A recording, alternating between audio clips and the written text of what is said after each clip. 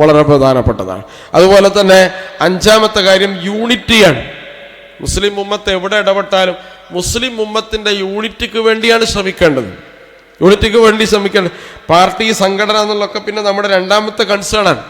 ഒന്നാമത്തെ കൺസേൺ അതാണ്, ഈ ഉമ്മത്തിൻ്റെ ഐക്യം തകർക്കുന്ന നിലപാടിൽ എൻ്റെ പാർട്ടി ഇടപെട്ടാൽ, അല്ലെങ്കിൽ എൻ്റെ രാഷ്ട്രീയക്കാരൻ ഇടപെട്ടാൽ, എൻ്റെ സംഘടന ഇടപെട്ടാൽ അതിൽ ഞാൻ നോ പറയും. ബാക്കിയൊക്കെ നിങ്ങൾ ഓക്കെ, പക്ഷെ അത് ശരിയല്ല. കാരണം എന്താണ്? എൻ്റെ ഏറ്റവും പ്രധാനപ്പെട്ട ഉത്തരവാദിത്തം വഹ്ദത്തുൽ ഉമ്മയാണ്, ഈ ഉമ്മത്തിൻ്റെ ഐക്യമാണ്.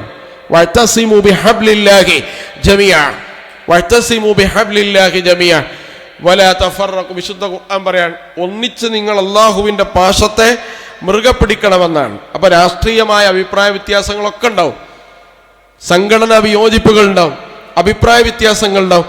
അതിനിടയിൽ നമ്മൾ ഏറ്റവും കൂടുതൽ വാല്യൂ കണക്കാക്കേണ്ട ഏറ്റവും പ്രധാനപ്പെട്ട മൂല്യമാണ് ഉമ്മത്തിൻ്റെ ഐക്യം എന്ന് പറയുന്നത്.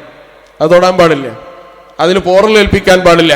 അപ്പം അതുകൊണ്ട് ഈ അധികാരം കൈകാര്യം ചെയ്യുന്ന ആളുകളിൽ ഉണ്ടാവേണ്ട അഞ്ചാമത്തെ ഗുണമെന്ന് പറയുന്നത്, ഇസ്ലാമിക സമൂഹത്തിൽ അവർ ഐക്യത്തിനും ഒരുമക്കും വേണ്ടി പരമാവധി എന്ത് ചെയ്യണം? ശ്രമിക്കണം എന്നുള്ളതാണ്. അതുകൊണ്ടാണ് അതിന് വലിയ പ്രാധാന്യം ഇസ്ലാമിക ചരിത്രത്തിൽ നമുക്ക് കാണാൻ കഴിയും. മുആവിയ റളിയല്ലാഹു അൻഹുവിനെ ആ റോമ ചക്രവർത്തി അദ്ദേഹത്തിന് സഹായം ഓഫർ ചെയ്തു. താങ്കൾ അലിയുമായി തെറ്റിലാണെന്ന് മനസ്സിലായി, അപ്പോൾ നിങ്ങൾക്ക് സാമ്പത്തികമായോ സൈനികമായോ സഹായം ഞങ്ങൾ എന്ത് ചെയ്യാം? നൽകാം. അപ്പോൾ രണ്ട് മുസ്ലിങ്ങൾ തമ്മിൽ അടിക്കാൻ, അപ്പോൾ പുറത്തുനിന്ന് ഒരാൾ അത് ഉപയോഗപ്പെടുത്താൻ ശ്രമിച്ചതാണ്.